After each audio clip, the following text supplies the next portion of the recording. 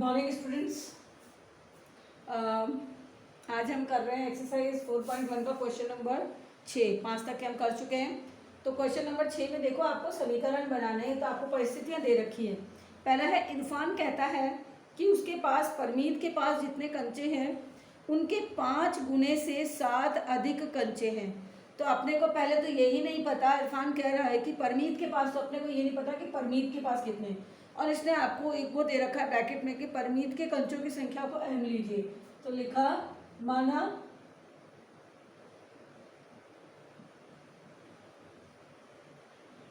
परमीत के कंचे m हो गया। अब इरफान के पास कितने हो गए? इरफान के पास बोल रहा है परमीत के पास जितने कंचे हैं उसके 5 गुने, यानी इसके 5 गुने। 5 गुने का मतलब हो गया गुणा 5, गुणा 5 का मतलब है 5m हो गया। 5m उसके 5 गुने से 7 अधिक, ये 5 गुना होने के बाद में भी 7 और ज्यादा है, तो प्लस 7 ज्यादा। अब इरफान के पास है 37 कंचे। इरफान के पास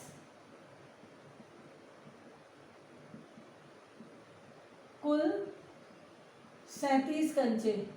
तो आप इसकी समीकरण क्या बनी? 5m + 7 बराबर 37। ये आपकी आ गई समीकरण। सॉल्व करने के लिए इसने बोला नहीं है, केवल समीकरण बोली है। अगला सेकंड, लक्ष्मी के पिता की आयु 49 वर्ष है। उसकी आयु लड़की की आयु के 3 गुने से 4 वर्ष अधिक है।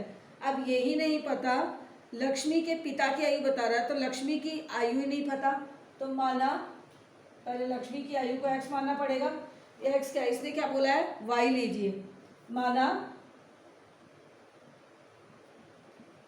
लक्ष्मी की आयु, जो इसने ब्रैकेट में बोला वही लेने, y कितनी मान ली? y। तो पिता की आयु कितनी हो गई?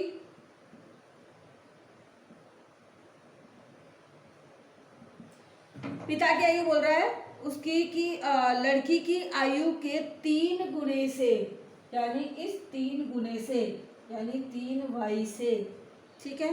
कितनी ज्यादा? 4 वर्ष अधिक, तो 4 साल ज्यादा। यानी लक्ष्मी की आयु, लड़की जो है उसकी लक्ष्मी है, और उसकी आयु का 3 गुना हो गया, 3y से 4 अधिक। अधिक है तो प्लस हो जाता है और कम है तो माइनस हो जाता है। ये हो गया। अब पिता की आयु 49 वर्ष, पिता की आयु 49 वर्ष यानी 49 ईयर्स। तो समीकरण क्या बना? 3y + 4 बराबर 49 हो गया। क्वेश्चन नंबर सेकेंड इसका ई। नेक्स्ट देखिए, हमारे पास स्पेस है। थर्ड, अध्यापिका बताती है कि उनकी कक्षा में एक विद्यार्थी द्वारा प्राप्त किए गए अधिकतम अंक प्राप्त किए गए न्यूनतम अंक का दुगना धन 7 है। तो पहले तो अपने को न्यूनतम ही नहीं पता कि न्यूनतम कितना है, उसका ही तो दुगना धन 7 करेंगे। तो सबसे पहले देखो, न्यूनतम x इसने बोला है कि l ले लो। तो माना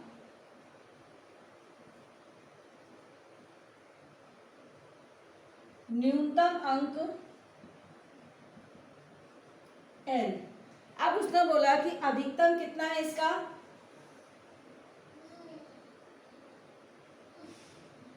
अधिकतम अंक न्यूनतम अंक का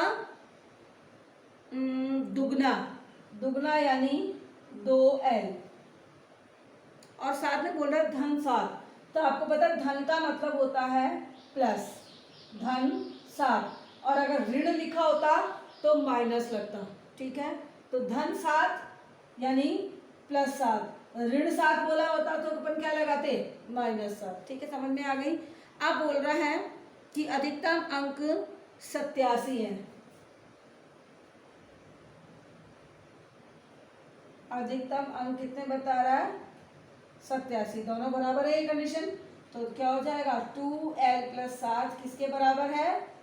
87 के बराबर। तो ये हो गया आपका क्वेश्चन नंबर इसका थर्ड। फोर्थ देख लीजिए कंडीशन इसकी। एक समद्विबाहु त्रिभुज में शीर्ष कोण, त्रिभुज कौन सा है? समद्विबाहु। और समद्विबाहु त्रिभुज होने के कारण उसके प्रत्येक कोण, दो कोण क्या होंगे? समान होंगे, दो भुजाएं समान है इसलिए। तो समद्विबाहु त्रिभुज में शीर्ष कोण प्रत्येक आधार कोण का दुगुना है। अब आधार कोण ही नहीं पता तो हम शीर्ष कोण कैसे पता लगाए? तो पहले तो आधार कोण को मान लेते। तो इसने माना प्रत्येक आधार कोण 20 डिग्री। तो माना,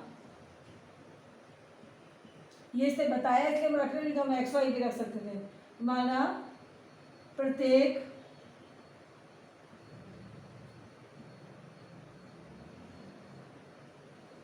आधार कोण 20 डिग्री।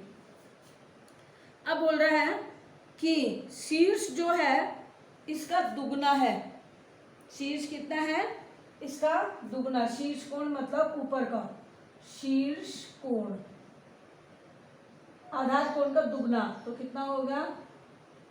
2b डिग्री हो गया। अब बोल रहा है त्रिभुज के तीनों कोणों का योग 180। त्रिभुज के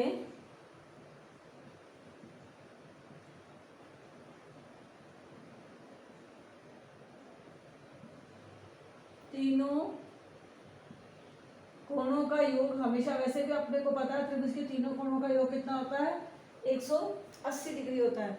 तो समीकरण क्या बनेगा? तीनों कोणों का मान बता रहा है, तो आपको पता है समद्विबाहु त्रिभुज कैसा होता है? ये जिसकी ये दो भुजाएं बराबर है, तो ये दोनों कोण भी बराबर है। तो ये भी हो गया, ये भी हो गया।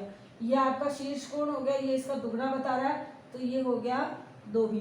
तो आप जरा बना लो समीकरण, b + b + 2b बराबर 180 डिग्री। एक तो यूं लिख सकते हो, आप जोड़ भी सकते हो, 2b और 1b 3b, 3b और 1b 4b बराबर 180 डिग्री। तो ये आपका हो गया समीकरण वाला क्वेश्चन की क्वेश्चन नंबर 6, जिसमें आपको समीकरण बनाने थे। और कल हम करेंगे एक्सरसाइज 4.2। Thank you.